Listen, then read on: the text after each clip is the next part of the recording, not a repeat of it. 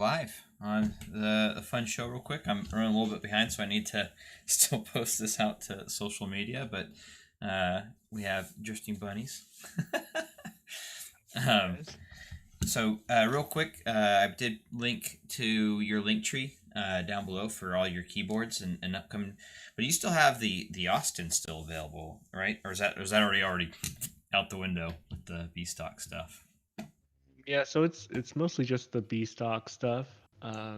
So if you go to the link and then go to the Geek Hack thread, I have a link to my own website where it gives all of the information there. But hopefully, I'm trying to sell all the extras out so I don't have my guest room filled with keyboards. Yeah, that's I can imagine. Yeah, yeah, my wife gets all angry when I have too many boxes in the space. So I Yeah, can imagine having actual real stuff in your house. yeah. I feel like I probably should have set up like a table in my garage to pack everything, but um, I just basically been using like our guest bed. It's like just perfect height for me to like pack everything and get everything ready.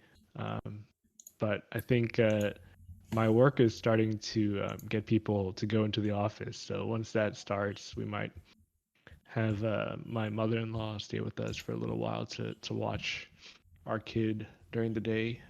So I'll need to get that room cleaned up. that's that's pretty nice. So having family nearby to be able to help with the little ones, I know how that can be. We actually spent the day at the park today, so it was Yeah, a little nice chaotic. weather. Yeah, decent. It was cloudy and cold, but then like right before we left, it got real nice and sunny, and so that worked out pretty good. And there's a really cool kids park there, so they were doing like these zip lines and slides and all that fun stuff. Um, but yeah, it was pretty interesting little jam. And then met a couple of friends doing the social distancing masks, and we had like a little picnic, and had a whole thing, and so it was pretty cool little deal. It's definitely weird, kind of socializing when everyone's like masks on and kind of Yeah, like you're trying to, but it's better than nothing, right? And it's funny like right. you spend so much time talking like people like I talk to people on the show or like even online just chatting or on like voice conferencing, and it's weird, man, like meeting in person again after so long. It's kind of like you're like, is this how we talk now? Like Yeah. So what do I do with my yeah, hands? yeah, hi, how are you? And so yeah, it was so there's a little bit of that going on, but I mean outside of that, it was pretty fun. It was chatting it up and what have you. But yeah, good stuff. How about you, man? How's real world treating you outside of the? It's been all right, I guess. I mean, we've been working from home since March, so we're still just like cooped up in this room basically. Like I have my setup here and my wife has her setup right there. And like basically it's just like our kid is behind us most of the time. But he'll run out and we try to keep an eye on him, but you know how it goes. Um, Yeah, chaos is what I yeah, like to call it. Like yeah, semi-controlled chaos. yeah. It's been fun. I think it's definitely I've been pretty involved with the keyboard stuff the past year, but I think this year been a little bit more with audio just because when you're really deep into the hobby for keyboards, you learn a lot of things, and I'm sure with any industry, there's a lot of things that goes behind the scenes that sometimes you don't agree with, and so Hmm. I think with that, I just tried to take a break, continue, like Austin, but not go too hard into like other stuff. So like, for instance, like GMK Sloth, that was actually like I released the interest check back in October of last year. So it takes like almost a full year before that comes into fruition for a group buy, and then you have like another almost full year before it actually becomes a thing. So um, it's been nice. Uh, but moving into audio and listening to different headphones has been a good change of pace. Yeah, yeah. I so I'm pretty sure it's kind of well known. Like, and you can appreciate this a little bit too. So you're kind of more getting back into the audio realm the past year, like you said. Like for me, when I jumped into headphones was specifically because of having my daughter. So I could have, I could still have, I could watch movies, I could play video games, I could, and then of course the rabbit hole just spiraled rapidly down into the world of where I still haven't opened it. I teased you guys another thing, but I just got this in the mail. And so that's, definitively the craziest thing that I've probably purchased. Well, I guess SR1A would probably be the craziest headphone I've purchased, which you got to listen to that a little bit ago. And so it's just a weird, like, that's hobbies though, right? Like, I think that's something I've really learned. Like, there's people that so you have the keyboards, right? We spend a lot of money on it, but like you can even go into people that love like fountain pens. Like, that's a thing.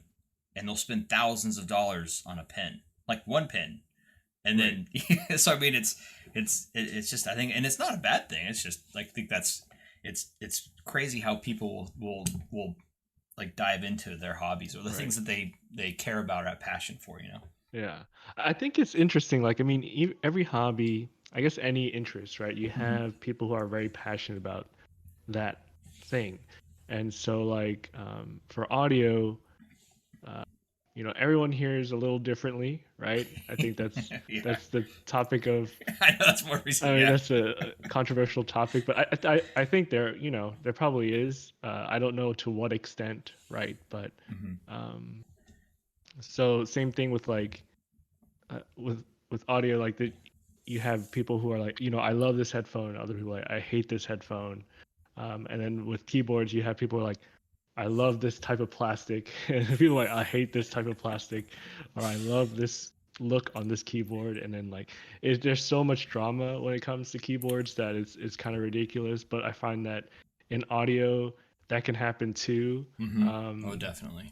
And then, but it's funny because you're fighting for something in audio that we don't necessarily like make. Like we put our hard-earned money into purchasing something, but then with like keyboards, like I'm actually making these boards. Yeah. And so like when someone's like, "Man, your keyboard sucks," like it hurts personal. a little more, right? It's a little personal. It's like, okay, if you don't want to use it, don't use it. Right? I'm not selling it to you. Like, I'm selling it to however many people who want to buy it. But it's just interesting that people feel very like entitled. Like, I've never seen so much entitlement in a hobby before keyboards. I feel like for audio, you never go up to like, Sennheiser or Aussie or whoever and say like, how come you don't make this type of headphone? Like, you don't tell someone that, right? You don't go to like. I'm sure it happens. I'm sure it happens, but probably not to the extent that you're like to the keyboard world, right? Yeah. The keyboard world is just like, oh my gosh, why are you making this? Why don't you do it like this? And it's like,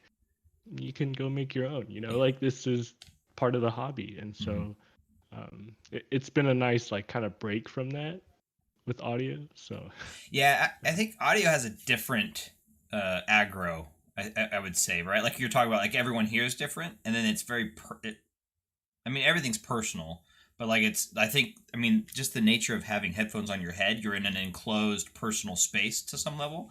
And then you mentioned it, like everyone hears differently, or that's a controversial topic to say the least. But like some people think that and I'm not Johnny. I try to be middle of the ground as much middle of the road as much as possible. But I do think that I think people definitely have different experiences with the headphones, and and that's based on anatomy to literally life experiences leading up to whatever, and like your preference of music to preferences of how a tone sounds to anyways, but like but people take it personal, which is back to that part that you're talking about, kind of where it's like, no, like how can you not like those headphones, or like it's like, well, because I don't. Yeah. So I don't know, man. It's so crazy. Like, and I'm sure. I bet we should get. I know there's one of the guys. I don't know if he's in the chat. This kind of last minute jump in, but my fault because my daughter fell asleep on my chest. So I was like Thor's hammer, like look at my watch, like, oh, I need to get this thumbnail done, and I didn't obviously pop out. And anyways, but So I have there's a guy in the forums that's a big pin guy. I should bring him in and ask like, hey, is there any drama in the pin world? Like, like what's that world like? Um, Yeah, I did, I don't know. can you imagine like the book? Like, can you imagine like a book club? Like the drama of book club? There has to be. I mean, Has to be right. I mean, like you interpret like one part of the book one way, and I don't know. but, oof, craziness. Real quick though, you also have yeah, Sleepy. There you go. He's one of the pin guys. He's in the chat now. He's and so but anyways, you have your new. You just finished your run with the Austin, which is a pretty awesome board. I'm really excited for it. Um, and then you're going right into your next, your 65%, and Yeah, that's is that and that let's the link below. I believe I'm pretty sure I linked it below. Hopefully, I linked it below. yeah, um, I see it. okay, and then what's the genesis behind that? Um, I think with this one, so 65% has been kind of um the layout to get at the Mhm. moment.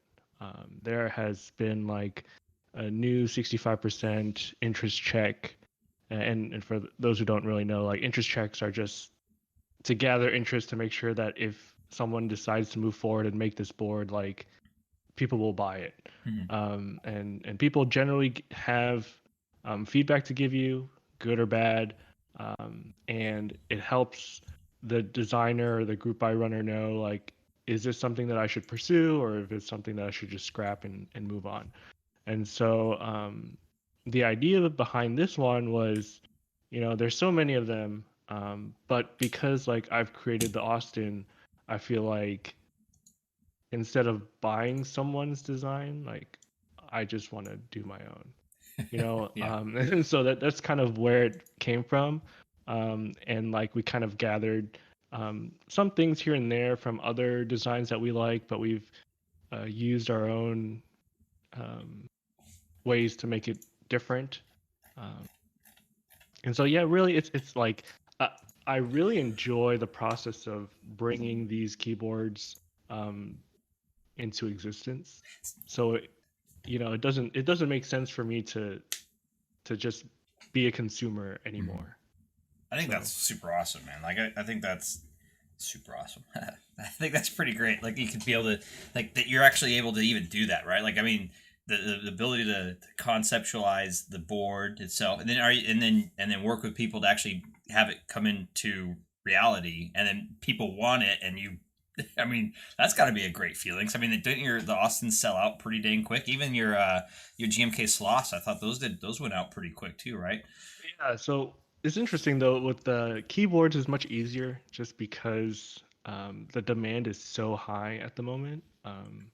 You have like people selling out. So for instance, the Austin round two, when it went into group buy in May, I had 75 boards and my Asia proxy had 75 boards, and those sold out in a minute each. And but with yeah, yeah.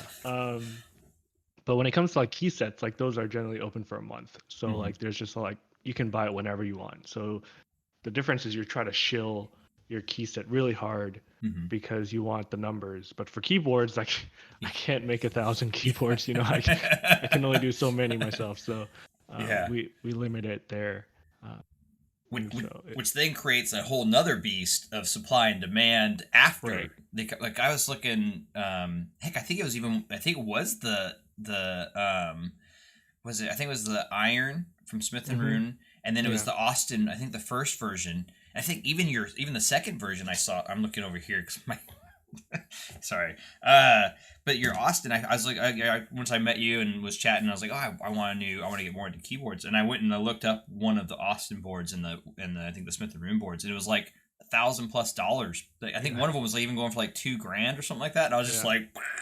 like, but that's crazy. But Yeah. I I mean, it's because like people know it's limited, don't right? know. Um, and really, it's not gonna be like I ran around two extremely quick. Like there hasn't been another board that has Yeah. done something as similar as what I've done. Um, But like for instance, if Smith and Roon decide to run another 65%, currently they have a TKL coming out. So Hmm. like it's gonna be after that, right? So like it's gonna be, I think they delivered in June or July, and so like it's not gonna be until at least next year. I Hmm. doubt they'll do it in December, but it's kind of like you have to wait a while. So if they do it January, then you have to wait another 4 or 5 months before you actually get the board in your hands. So it's like a whole year Of just before you get a chance to get it. You know. Yeah, because there's a whole process to it behind just not just. I mean, you have the conceptualizing, you have the design, what have you, and then you also have to do like quality control and that kind of stuff too. So I mean, there's it's and these are all while leading up to it. So this is just me assuming. So correct me if I'm wrong at any point in time. So like it starts with like the geek hack, right, where you go, hey, here's what do you guys think? Is this like an interest check, like you're talking about, Right. right? And at that point, you've already more or less got the design laid out. I'm Hmm. assuming, and then from there, it's just kind of getting interest checks, maybe getting some color interest checks, or kind of finalizing the design, and then after that, it's pushed into everyone says yep, and then he goes live for like the raffle or however the group buy works, and then from there it goes to manufacturing and quality control and that stuff, Right. and then production, delivery, and Right. then delivery out. Right. Which Yeah. So like we also like to encourage people to make prototypes too. So there is that time between when you post an IC, if you decide to, like for me, I posted the one for the 65% and I ordered a prototype basically the same day or the day before because I was pretty confident in my design. Mhm. Um, I mean, you can wait and see if there's something that you missed, but there's that period. So you have 2 months where you're trying to hype up your board, you're trying to get the prototype in your hands, and then you try to like advertise by giving it to people to build it, get more eyes on it, Mhm. and then but during that time, people are asking you, when is it going to start? When is it going to start? And then once it starts, they're like, when is the extras? When are the Yeah. extras? And I'm like, man, just takes time. Takes Yeah. time, right? Um, It's not like it's going straight to like the CAD drawing or right, design right into like a production factory. Like it's not like a right, cartoon where it's like oh boop, and they're just pumping them out the side. right. Yeah. I mean, it's a lot of fun. I'm a business guy, so I've enjoyed the process. It's been a bit eye opening with the customer support Hmm. part of it, I guess, and learning to build my own website, seeing who I should use to process my payments, yada yada yada, all those things. But I think it's been fun. I think I've learned a lot, and I've met a lot of people from it, and it's been a fun experience. Yeah, yeah. I really enjoy well the different community people. It seems like once you do find the right people that you can, it's a really tight knit community on top of that, right? Like I mean, Yeah, and then inside of that community, there's all these other little communities that you can go down other rabbit holes. It seems yeah, that was my. I mean, that's how I'm talking to you. Even was like the audio piece, and then that just and I have a bunch of other things I like to get into like photography, that kind of stuff. And it's crazy how those things once you go diving down one of them, it's easy to kind of get yeah. sidetracked and start diving down another one, and then it's just I all don't think about I've been in a photography Discord though. that's true. Um, I Uh, feel like it's different. Like there's the forums like Fred Miranda or like mhm. wherever Trying to think. to post pictures and stuff like that. But I haven't really found one that's like dedicated to photography. I know that I'm in I think I'm in like Matty Hop. I'm into like a lot of like those guys ones. So Matty Hopia. He's Peter McKinnon's buddy. Hmm. But really, those are I don't really get involved in them. And there's another one where it's like a Sony Alpha one, but it's honestly they're not as for me. It's harder to get into those, I guess, for whatever reason. Like it's a different vibe. I don't know. Like they're Yeah, it's weird. yeah. I don't know how to. I'm looking over I mean, here, but there's yeah. a good drama there too. It's not really like that exciting, but things happen to there's always the fanboys, Hmm. like Canon versus Nikon, Yeah. Leica sucks or too expensive, Or and Sony's then you have colors the suck. yeah Sony colors suck, etc. You know, those all exist too, but Mm-hmm. it's normally pretty, you know, Yeah, they're just comments and this con not and not much happens to it. that's the other part too. Is like at the end of the day, it's like this is the internet. Like they don't take it seriously. It's just like unless someone is literally like threatening you, I would not take it too seriously. Yeah. Um, but uh, we talked about it before, but you actually have a ridiculous current chain right now. Speaking of audio, you have a very nice amp, a very nice DAC, and yet you're rocking Very nice headphones. a Thank very you. very excellent headphones. I'm sure we might see some comments about that maybe. So the the the recent purchase for you is a pretty gorgeous amp. And how's that been with you so far? Like how's that been treating you? That new one it's I know you have the FA10 right, Flux, and so yeah. So tell me more about the new amp. How about that? We'll Yeah. dive into that. So like just a little background with my experiences with amps. I've used a good variety of solid state amps. I had a Meyer Corda, I believe it was called back in the day. Um, I don't think I've ever seen it again. Like I don't see anybody post about it. And Mm-hmm. then I moved to an SPL auditor, Mm-hmm. um, which actually powers the Bears really nicely because it does handle higher impedance headphones better than lower impedance headphones. And then I moved to the Flux FA10, which I think it's kind of like a dark horse, kind of a, you know, not a lot of people know about it, but you know people are really passionate about it. And I think once more people get their hands on it, Mm-hmm. it'll be a mainstay for uh, a good upgrade for people when they're looking to upgrade from their THXs. 789s or whatever. Yeah, when they're looking for something better. Um, and then from there, I bought the Luxman P750U. And so like I've I've had tubes before, Mm-hmm. and I think tubes sound great, but I also don't enjoy the inconvenience of tubes in a Yeah, way. I can understand that. You know, I had the Euphoria, and I feel like it was great. I felt like, you know, when you have two amps, it's hard for me to be like, I'm gonna use this one or I'm gonna use Yeah. that one, right? Like, generally, I just want to use one, and so that's why I was a little more willing to spend, uh, put down the money for the Luxman. Mm-hmm. And I find that it's very like, so it's a similar experience than like when I'm comparing my Flux with the Euphoria and the Flux with the Luxman. So Gotcha. like it's not gonna have um it doesn't have like that like effortlessness that the Euphoria had, Mm-hmm. but it's pretty close. Like it That's gets really impressive. close. And then it's also like Japanese amps kind of have this like warm tuning to Mm-hmm. them, and so it's very very pleasant to listen to.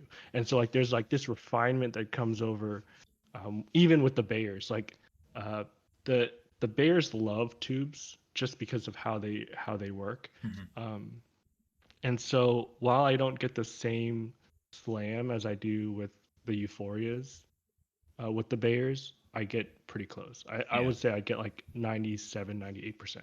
So like I'm willing to spend that much into like one amp so that I can get kind of the best of both worlds. Yeah, Um, I'm with you, man. I think that I call it the barrier of entry, like to my listening. When it comes to that whole like having too much stuff on my desk. Like right now, I have too much stuff on my desk.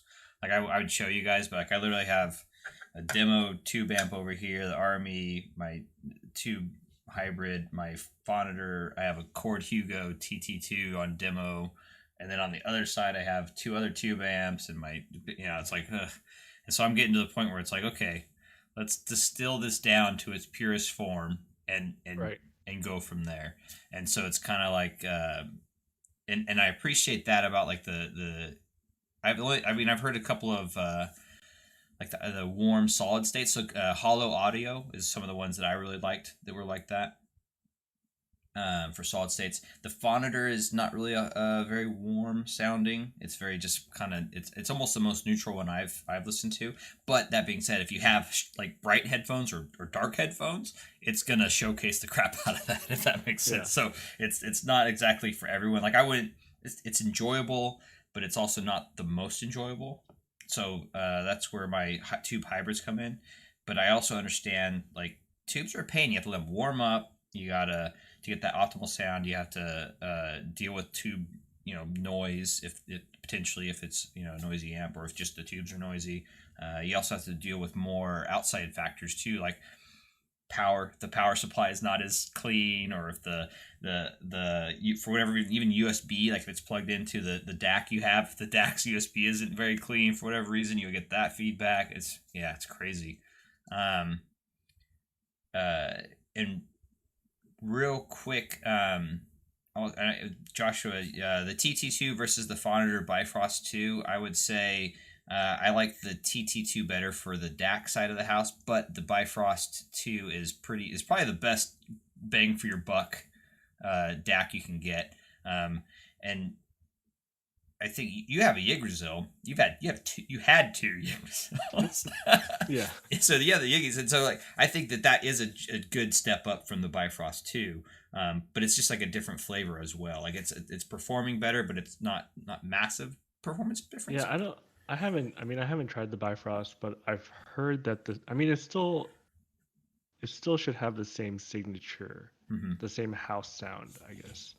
Um, I heard it's a little but bit brighter, like not by a lot, but I mean I haven't heard a Yiggy in forever, so I can't yeah, recall. yeah. I don't know. And then as far as that Luxman though, if between the Luxman and the Flux amps you have currently, it's a big price jump. But how would you define those two? Like, what would be the because the Flux has me interested. Ever since you brought it up, you brought it to my attention, and Yeah, I yeah, have been looking at them, yeah. and they do intrigue me a lot. Um, and they have lots of power. They have from your description of it, one of the nicer, smoother, warmer sounding tube amps. Mm-hmm. Mm-hmm. So yeah, what would be is there still room in your stable for the Flux with the Luxman there? No, probably not. I would say the Flux is like a uh, Subaru WRX, Hmm, right? So I'm you with you. pay a lot for the engine. Mm-hmm, You don't have the best seats, you don't have the best stereo, but you get a great engine, mm-hmm. right? It's So I performance. think you got a lot of power. Um, it's it's a little rough around the edges, Mm-hmm, right? But you can throw anything at it and it'll power it. mm-hmm, With the Luxman, you're looking at like a Lexus LFA, mm-hmm, right? Like you got a nice car, you got the power, you can throw anything at it, but it's still refined, mm-hmm. right?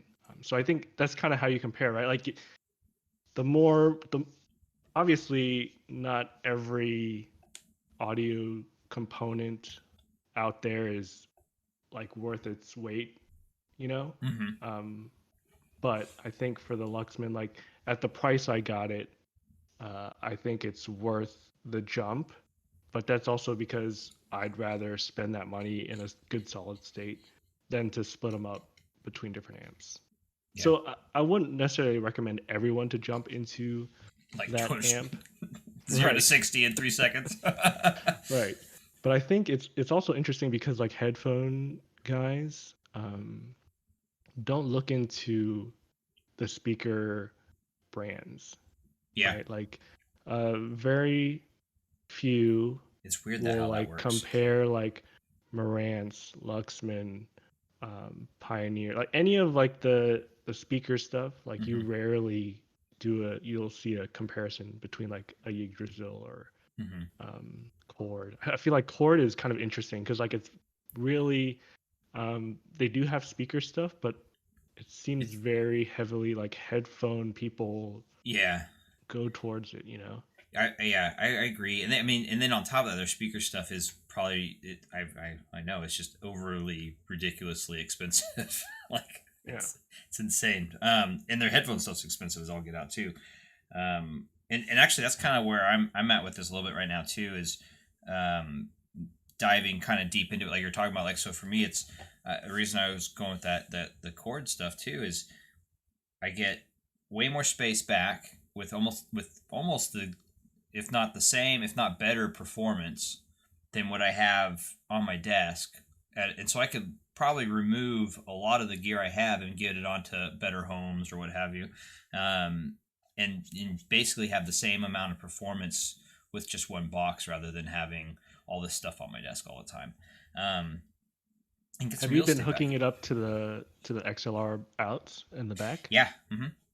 And so that's an interesting one too, is because it's you can actually also do a custom XLR out balance for your headphones. You just have to get an adapter. You get the two XLRs out, and then it goes into a single XLR headphone plug. 4-pin. Yeah. hmm And so that's kind of interesting. And I mean, the thing has got more power than the Phonitor, or equal power, or I think it's a little bit more power than the Phonitor, which The is crazy. 18 watts. 18 out of the balanced, I think. Yeah. Um, and it's just crazy. And it's so I mean at the same time, like that's kind of where I'm at too, like where it's like, okay, what how do I get this down to a manageable thing where I'm not like you said, like I want to plug in once and be done and just start listening and be happy. um and then that was the other thing is I felt like it performed the by itself, it was competing if not beating the Phonitor with the Bifrost 2. In fact, I know it was beating it by itself for that combo on more things than it wasn't, if that makes sense, or even it was comparable. Because I don't think it really lost out at any point in time. And I think that was my big like, oh dang it, because now yeah. So Yeah. I and mean, I definitely considered the TT2 as well. I mhm. was just worried, just because some people were like, for instance, one of the guys in the Flux thread actually thinks the FA10 is better It- than the output from the TT2. So yeah, it's kind of interesting. Like, if the TT2 is better than your Phonitor or the same, then I would expect the FA10 wouldn't necessarily beat out the TT2 as an all-in-one unit, um, it, like the amp section. But it's so there is. I will say this though, there is something special about using the TT2 as the DAC with the Phonitor. There's something there, and I can't quite put my finger on it, but it's really enjoyable. Actually, I almost Mhm. there's a part of me that prefers it over the built-in amp of the TT2. So that is something to think about too. Like so there is something there uh, so I could see why somebody, if they had a different amp, how that would pan. So there is that. Mhm. I just I can't quite put. It must be like just the background is so neutral in dark for the Phonitor that maybe that's it. Or I don't. I'm not sure, man. Like it's one of those things. It's hard to put my finger on. Um, Mhm. and maybe it's just the psychoacoustics of it. But yeah, so there's that. So I don't know. Like there's that. I do find some mildly more enjoyment with the combo, but not enough to where I'm definitely on the fence. Like where I'm like, okay, I should probably move the Phonitor along to Yeah. somebody else. If that makes sense. I do think the crossfeed is better with the TT2. It's more realistic sounding. Not that I use crossfeed all the time, but I don't know. Those are little things like that. Like it just has uh, little advantages over it, and the fact that it's good looking, and if you like marbles, and Mhm. and it's tiny. It's like probably a third the size of the Phonitor. So Yeah. Well, yeah, that's kind of what I was. If they would make a DAC only version oh, of the that'd be cool. TT2, I think I would Yeah, get that. that's Um, honestly that's what I was. I was hoping that was what the cutest was, and then there was like no, no. yeah. I think the TT2 is supposed to be another step up. So. Yeah, it's so I went over to a friend's house who has the Dave stack, um, Mhm. and he has the Dave stack, and he also has the TT2 M scalar stack. And it's like we were talking about. It's like the TT2 is like 90% of what the Dave is. So it's just to get like that was, and I'm listening back and forth to those two. It's Dave definitely has like a more unique like sound to it, and it's you can. It's. I mean, we're also talking about DAX, which is like the very last thing you should be worried about in your chain. And it's funny how they're almost always the most expensive thing practically in this. Yeah. And the thing that goes out of date or like obsolete quicker than everything else. Yeah. It's funny how that all works out. And yeah, it's one of those things, man. Right, and then also you recently got and had to send back, but the Odyssey. Tell me about, because that was a unique one. Because I wasn't expecting you to like it as much as you did, to be honest. Actually, I mean, I've never hated it. So like the audio store closest to me has Odyssey and Focal now. Mm-hmm. They have the Sennheisers. They had Grados before. They don't really have as much now. And then they had Bayers before as well, and they don't have as much either. But basically, you know, I've always listened to the Odyssey headphones when I went there. I had the twos when they came out back in 2010, when they first came out. So I don't mind the house sound. And then the X's are fine to me, based on where they're priced. You know, Yeah. I don't think, you know, for $16.99 I wouldn't buy it. Yeah. For $11.99 maybe, like that creators package, but then, you know, for a used price where like I paid $800 with the carbon fiber headband, fantastic deal. Yeah, like if I sell it for like $750 or $700, I'm not too heartbroken about it. So that's the only reason. I do think that people. I just had this conversation with some other guys, in the other Discord where they were bashing it, and I'm like, I think it's okay. Like, it's not obviously like it's not gonna beat out Verite. Yeah, that's a different level. I mean, even like it's not that. Yeah. Yeah, but I think like if you were to give me, even, I think this is probably controversial to you, if you give me an Aeolus or a LCD-X, I would be a little. I might pick the X for certain songs. I might pick the Aeolus for certain songs. And so here's my take on that. I think that I'm a big fan. I have multiple headphones. I think that there's no one headphone to rule them all, if that makes sense.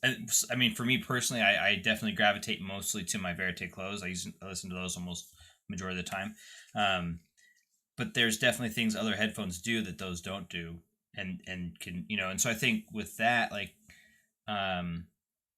if the headphones, I would say for most people's in game, the LCD X's are in there. Like those are some of the ones I'd say based on preferences, right? Like how individual's preference would be. And I found them to they slammed really good. They had really good detail. They were more neutral than I was expecting them to be. So that was kind of where I was kind of off put by it, because I was expecting the LCD2 like warmth and slam, and they're not that level. They still have the capabilities. They just are tuned to be more neutral. And then like something like the Aeolus would be a warm, gooey, just listen to everything and be happy kind of headphone, but you're going to miss out on some of the details. You're going to miss out on some of these other things like that, right? So I think it's all about finding the balance of maybe having comparable headphones to pair with each other versus, you know, trying to make one work for everything. Yeah.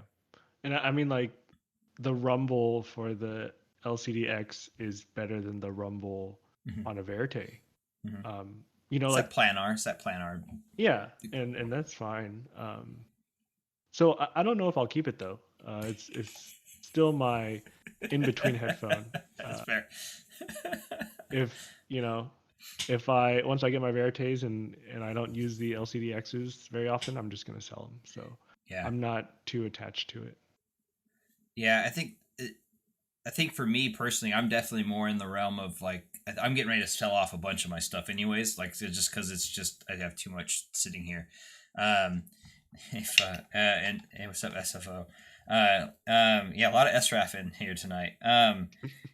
So yeah, so I'm probably my thing is I love the ZMF house sound or the ZMF styling. Everything about it just speaks to me. It's just one of those things like you find something that just kind of speaks to you, and it's something that you can, and that's with anything like not just headphones, but just other things as well. Uh, and and so for me, like I actually have a goal of collecting every single ZMF headphone, not just because I want them all, but because there's a part of me that just I want to have. I like them and I like supporting that company. So similar, like if I find a group of people that I really like and I enjoy that what they're one making and or want to support like your friends or that kind of thing, it's also that factor too. But it and the bonus is for me, I think that they're the best looking headphones I've seen. Like outside of like I think Focal's the other side of the coin where it's the more industrial like made headphone, and then ZMF is the literally made headphone. Handmade, yeah. Yeah, and so I love those aesthetics. And then the ZMF house sound it sings to me. It's like coming home. I think I mentioned it before in one of my other things where it's like I literally feel like I'm coming home and it just feels right. Um, You listen to all the planar ones at ZMF, like the modded nope. headphones that they have? I've listened to them, but I've never owned them, and I've been trying to find. I want to buy a set of the Purple Burst ones. That's the ones I really because that's actually what I was asking Zach when I had him do my Purple Verites. That was the so I block my face so you can actually see them.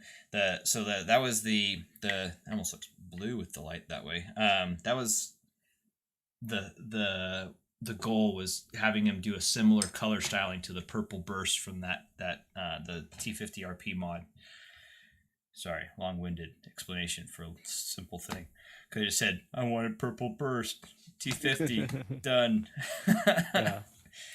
But yeah, so that's what I'm waiting on. But I have heard them. I think they're definitely on the low end. Like if you like Hmm. bass, they're definitely that's from my recollection of them. Hmm. Yeah, I had a pair of TR50Ps or T50RPs, whatever they're called, Hmm. a long time ago. Uh, but maybe I didn't have like the right amplification for them because I felt like they were very, They need a lot of power, uh, as I recall. yeah, they're okay based on what I remember. But Yeah. and that's the other thing. Like once you have other things that are better, it's hard to go backwards to some level. Like I'd only want to buy those not because purely for the collector's side of it, not necessarily because I want to Hmm. sit there and listen to them all the time. Right. Right. So I think that's actually something to be said. You got to listen to the SR1As recently. Yeah. Uh, to me, those are literally bookshelf or near field speakers that you put on your head. And Hmm. so, what was? I mean, your takeaway was. I mean, I've read them and I've your takeaway on it, but elaborate with me, man. What was your thought on the SR1A? That's a unique piece of kit. It's not exactly for everyone. Yeah. So I mean, I think people complain about the bass, right? Um, I mean, people people make fun of my Bears all the time, but I think the Bears have what used to be the best bass that you could get uh, in the mid 2000s. uh, and and comparing like this to SR1A, if you were just to compare those just for the bass, this would win, right? Mm-hmm, mm-hmm, And this is like a $200 headphone at the moment. Um, but I don't think that like the bad rep that SR1A gets for the bass is warranted because it's still like you still hear the bass, you mm-hmm. just don't get like The the smack, excursion, the right? smack, yeah. Um, so, but overall, like it's a very detailed, um, clean, um, natural sounding headphone. The only thing was like it was so it could have been the amp too. I don't want to like take away the Yeah. fact that maybe my amp just wasn't powerful enough, or maybe my amp was a little too neutral. I don't know. It felt a little lifeless in my system, Mm, right? So like how you say like um, you can listen to the Aeolus and you'll just be happy listening to those. So like that that didn't happen with the Yeah. SR1As for me, Hmm. right? And even though I do love detail, like when I first listened to the Utopias compared to an Aeolus, like I was like, this is the detail that I want, Hmm. that I wasn't getting from the Aeolus, right? Yep. This is the type of thing that I want to be listening to. And for my system, I could still sit back and not necessarily pay attention. And then when I want to go back to Utopias and be like, oh yeah, this is happening in the background. Um, Compared to like an aria where it's like screaming at you like, hey, listen to this detail, listen Yeah. to this detail. Like Yeah. I didn't find that to be the case with like the Verites or the Utopias. Hmm. With the SR1A, I felt like it was very pleasant, but it wasn't engaging me. You know, Hmm. like it wasn't like when I listened to it and I wanted to be like really into the music, I wasn't getting into it. And I don't know how to explain that in like, audio terms, Yeah. I guess. I would say, sorry, I'm messing with this a little bit here. For me, the SR1A is kind. I could see that, and so my favorite pairing with the SR1A was the dual Vidars, and then I ran it through a preamp of the K and HA1A Mark II for the tubes, and that actually helped a lot with that. But at the same time, now you have what I have. So do one, two, three, four. I had like five or six things in a chain for listening to one headphone, specifically one headphone. Right. Like, and so that's one of my bigger issues is like, but I guess when you look at it in the realms of the speaker world, that makes sense. But in the realms Right. of a headphone world, that's a lot of money for one headphone. And Yeah. so, I think that's where that's more the controversy for me is that one is that it's such a dedicated, isolated system. Unless you get the HSA-1B, which is very expensive. Along with that, you're talking you can get a Cord Dave for that whole system. Yeah. But I feel like I've seen that it doesn't do as well with regular headphones, No, it like that doesn't. amp. Mm-mm. So it's kind of tough. Like you're still buying it mainly for the Yep. SR1A. Yep. 100%. And when you're spending that kind of dough, dual Vidars are cheaper, Mm-hmm. So it's like, Yeah, find that yeah. balance. How do you find that balance? um, and yeah, and like you can technically run an interface off the dual Vidars into something and power them as and have a preamp and use those as power for like something other headphones. But that's a lot of power for most headphones outside of like Right. maybe the LCD4s. Susvara I could think of would be another power hungry one. Mostly Ibis. planars, yeah. Anything that Yeah. has any planar that's like hungry for, I think HE6. HE6. Yeah. Yeah, I think that would be another one. Um, Maybe the Abyss stuff. The Abyss stuff's pretty power hungry from my understanding.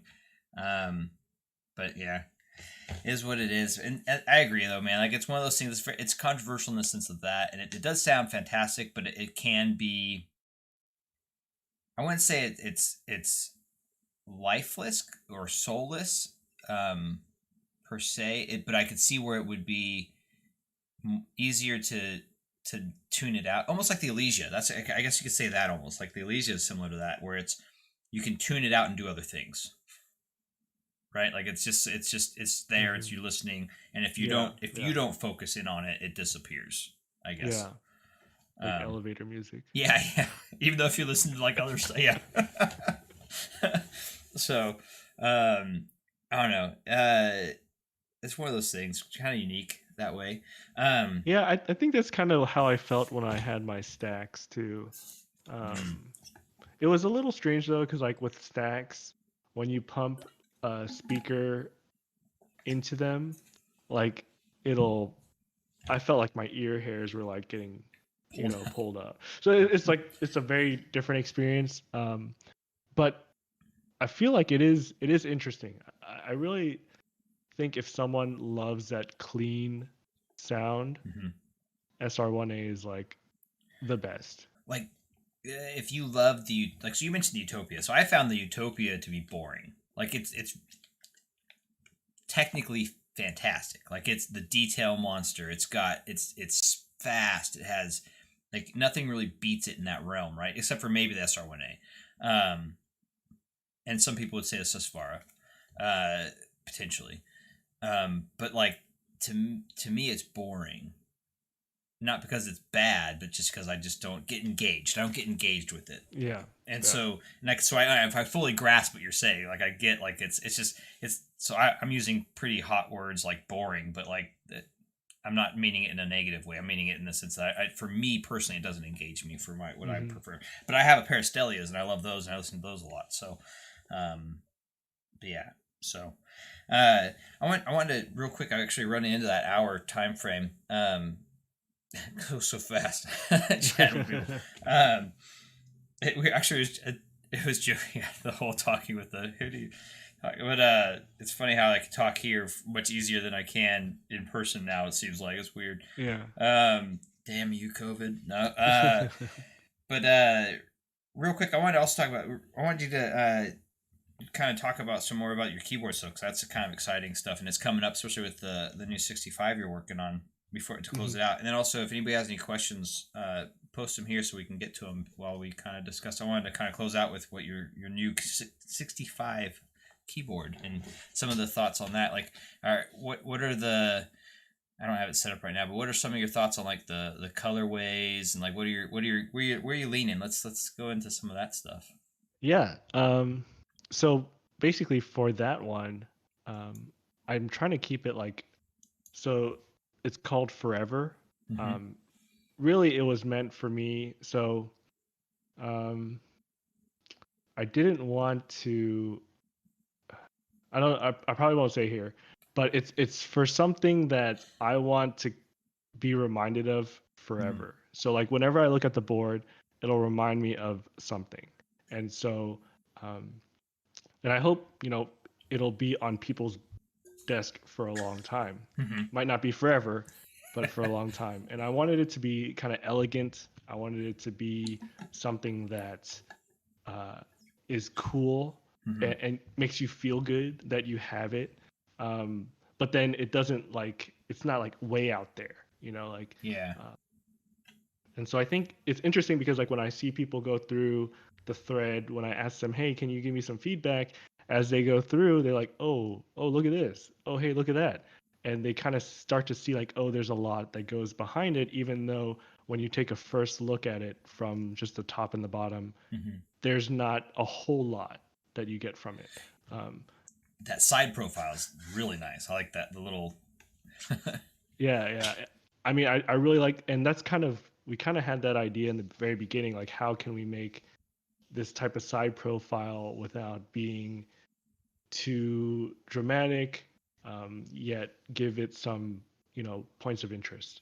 And so that was kind of the idea behind it. So initially, I'm gonna offer like a black and a dark blue just to keep it classy because that Mm-hmm. kind of helps with the different key sets that we have nowadays. Yeah. Like for instance, with the red Austin, a lot of people are having issues trying to find key sets because I think, to be honest, I think a lot of people are trying too hard to get a red to go with Mm-hmm. it.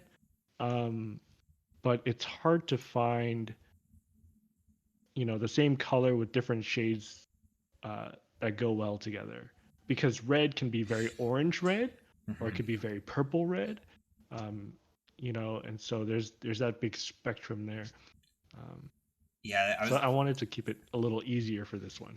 that's fair. I was looking for some keycaps. Like I found a couple that I think might work, but then there's also that factor of like, oh, I think these will work, but then now I have to wait for to finally Yeah. show up too. Um, but I even think like even that red and gold like Austin, I think that'd be even with like a black keycap set. I think that would look pretty Yeah. slick. I mean, I think if you go for like Or something even very like all white. traditional, Yeah. Or you know, yeah. Yes. Yeah. See, that looks fantastic. I think. yeah, Or yeah, like I think I have an all white set that I could probably throw on one and see how that would look, and I think it might look yeah, pretty slick. But yeah, man, what so looking. Sorry, I'm all thinking about keycaps, not trying to think. I got whatever. But back to the Forever 65. So like going through that, like I really appreciate the clean lines of it. Like I think hmm it's just like you said, it's super clean looking. It's everything is really pretty, especially the black and gold. I'm a big fan of black and gold, but the blue hmm and silver looks slick. Like yeah, that's real slick. Yeah, it's a really pretty keyboard, man, and I love the way it angles up and everything. Like on the if we kind of get that the profile picture, where you have the picture with the two boards up standing up, then you have the part down on the side, like the way that that kind of angles up with the indents and like the cutoff. I think that's real slick looking. That's one I really like that. Yeah. Yeah, and I think like a lot, I've gotten a lot of criticisms where this keyboard kind of is similar to a lot of other keyboards, and I think Hmm. that's where some of the drama comes in, right? Like, Oh, like you're just um, copying blah blah blah or something like yeah, that. exactly. Like, oh, but really, like, uh, most keyboards are rectangles, Yeah, I was gonna say um, it's and like so there's it's like the phone competitors going, "Oh, you're copying my phone design." right, yeah, It's a rectangle with the screen right, camera. yeah. Uh, so I don't know. I'm I'm a little over it, and I think there's enough interest for the number of units that I want to do. So I think it'll be fine. It's gonna be a little expensive, Hmm. and it's just because of how everything is pieced together and how much time it takes to manufacture those pieces. Um, but I think hopefully for those who have been following me, I hope I have a good enough track record that if you do buy this board that you'll enjoy it. So I think so. I think based on, but what I mean, I'm not deep into the keyboard community by any way, shape, or form. But just by the little, I'm in a couple different discords that are keyboard centric, and it seems like that. Yeah, your boards get a lot of love from what I've seen. So yeah, I can't imagine it not, and it looks fantastic to me. I think that looks really good. I'm a fan. uh, looks like Sleepy asked, "Do you get into the zone typing, like when audio files or listening to music, or just appreciate when it needs to be used?" Like, so I guess there's that. um, Like when you're typing, like or working, like is that something you? I know I can see my wife doing it. She's, but she uses crap keyboard, so I don't know.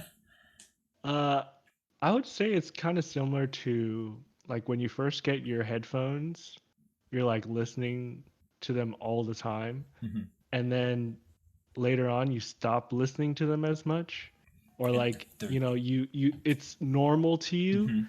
and then every so often you're like, oh yeah, this sounds great.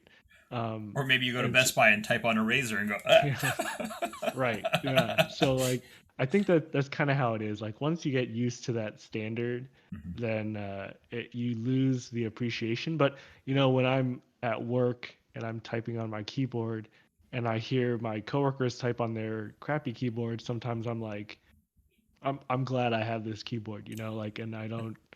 Uh, yeah, every once in a while, I remember oh yeah, I really appreciate how this feels, but it's not like, it gives you a good excuse to type more. Yeah, yeah. I love that too. Like I think that's exactly like what part of why I love my ZMFs too is because I will sometimes I'll take the time to look at them before listening to them. Does that make sense? Like I'll grab them, I'll play with the cable, I'll look at them, and maybe once I'll rub a cloth on, kind of do a quick polish on them, that kind of thing. And I think that would be kind of in line with what you're talking about, especially if you're the one that you got this custom board that you now have to go in and basically solder it all together. You have to pick the switches. You have to pick the keycaps. Like so, I think that could also bring that like appreciation back. But I see also where there's times where you're just like popping them on your head. But the same with the keyboard, I can totally see like, oh, I'm just typing on a keyboard. But I think there is something, and it kind of speaks to what you were talking about before about the forever though. Is I think anytime anyone physically has to make the thing, I think it becomes a part of that person to some level, right? Like, so I built the bottlehead crack. I didn't do a great job, but I love that thing. Like, Yeah, you know what I mean? Like, yeah, that's my bottlehead crack, and so I think there's that factor too. I think that kind of ties into that love of and appreciation of the gear too, right? Like, for and then sure. so I think I actually I like the name Forever for that because it is like to me, anyways. I think of it that way, right? Like that will forever be an experience or a thing that I will have. Like not that I have but you know what I'm saying. Like if you build a thing and it's something, I think that's really key because it will hold more weight to Yeah, that person or people. yeah. And like especially with keyboards, like there's only so many, right? Like you're not Mhm. gonna make 1,000 or more generally. Um, and so like for me, I wanted to make something that I would use. I know some people don't enjoy the fact that I have my logo on the bottom, but for It's your me, keyboard. yeah, I mean, But Razer has. what do you want me to I mean, do? Like, hello. I mean, I have. I mean, this is gonna tell, but I mean, come on. Like you guys, like. yeah, or like any Yeah. headphone you. I mean, it's just like These I are don't even know. worse because they got this dang thing on there. Yeah, yeah.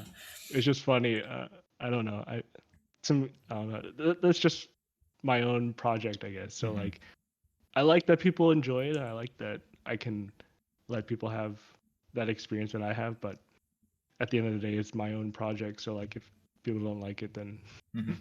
that's too bad. That's too bad. Find something you will like. Yeah. I think there's plenty of people. I think they'll probably sell out so fast it's gonna be ridiculous. It'll be impossible to get one. But yeah, man, I think that's awesome. I think that's one of those things that's so great about this community is in general, sorry, in communities in general is like as much as there's people that are going to be haters. Some people just like to watch the world burn, so that, whatever, let them go burn themselves. But the most of the people are going to be very supportive. And from what I've seen so far in that world, right, is like most people are pretty chill usually, and I think that Yeah. you got a good community around you, and in other discords too and forums too. I've seen so. I think it's fine, dude. I think just let those people be ridiculous. That just means you're not deep enough in keyboards. Yeah, yeah. Maybe that's what it is. Maybe I just need to be blissfully ignorant for the remainder. Yeah. You're not really in the hobby until you piss someone off. Hey, that's fair. That's fair. Yeah, I also yeah. Dr says he likes your logo. I think it's cool too. I was trying to do it I was trying to make a thing with it too for the thumbnail for this, but it didn't work. Maybe I'll try to get it and I'll post. I'll do a post swap of the thumbnail and make it look cool. It's kind of similar to what I did for the ZMF stream I'm having tomorrow. So, but yeah, I think it looks dope, man. And then on top of that, DriftMechanics, man, that's dope. I like it. Reminds me of we gotta get jumping off here in a bit, but it reminds me of one of my favorite anime racing shows. So I'll let everyone assume what that is and go from there. It has a really cool Toyota in it. I'll just put it that way. And tofu. Yeah. But anyways, anything for me, man? Or I'm not sure if you have to get going with family or. Yeah, I gotta put my son down too. So Very uh, fun. As real quick before jumping off and saying bye to everybody. We'll have to do this again. I think this is fun. Like these are fun ways. Maybe before the 65 launch, maybe we can jump you on again too, and we can discuss it some more closely. And maybe after I build my own keyboard instead of being a plebe newbie and what have you. So, but yeah. all right, brother. And then I'll let you go. And it was all fantastic chatting with you. Hopefully, get you on again soon, and we can do a more in-depth discussion more, especially when you get your Veritas. I want to hear more about that. I think that might be a fun Yeah. one too. I'm curious to see if they sound a lot different than the pheasant woods that I Oh, had that's right, before. because you had the pheasant ones. That's right. Yeah. Yeah, that'd be So that'll be interesting. interesting. Yeah. But I'm it's been a while, so I don't know if I'll remember. I don't know if I'd be able to really hear a difference. yeah, that would be yeah. Actually, that might be a fun one. We should do a string of conscious thoughts. Yeah. Yeah. uh, I mean, Vox's was pretty interesting. His first take was pretty normal, not normal, but Hmm. not very pleasant. And then he Yeah. instantly went 180 on it. So, yeah. Right. Yeah. I was surprised that he didn't like it that much, Yeah. but he came around, I guess. Came around the end. Came around the end. Yeah. All right, brother. Well, All thanks right. for having me. Oh, dude, Yeah. thanks for jumping on with me, man, and thanks for chatting and taking the time to listen to some of the stuff I sent you, and thanks for chatting with me on the discords and chatting with me here. It's awesome. I Of appreciate it. course. All right, brother. Thanks. All right, everyone. It was fun, and we'll see you next time.